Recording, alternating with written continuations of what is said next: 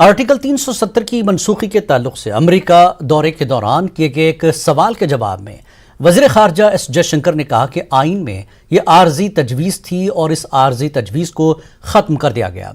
उन्होंने मज़ीद कहा कि यह अक्सरियती अमल होना चाहिए था। उन्होंने पूछा कि अब मुझे बताइए कि कश्मीर में जो कुछ हो रहा था वो अक्सरियती नहीं था।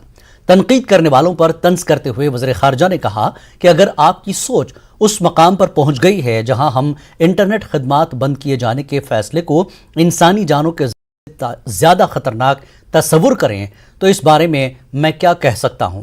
उन्होंने कहा कि इस मामले पर सियासत करने और लोगों को गुमराह करने की कोशिश की जा रही है।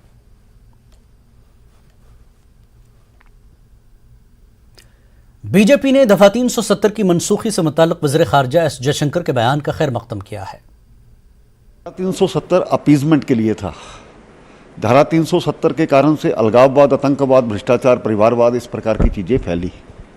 कश्मीर की तबाही हुई, ये हम पिछले उस चीज़ से देख सकते हैं। बाकी स्टेट्स में जिस प्रकार से डेवलपमेंट होती है, जम्मू कश्मीर उससे वंचित रहा।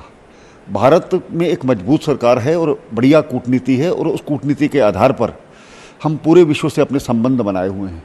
पाकिस्तान की प्रॉब्लम ये है कि उनके जो इंटरनल मैटर्स हैं उनको डाइवर्ट करने के लिए इस प्रकार की बातें करते हैं और जानते हुए कि कुछ होने वाला नहीं है और पूरा जो पक्ष होता है वो भारत के प्रति होता है।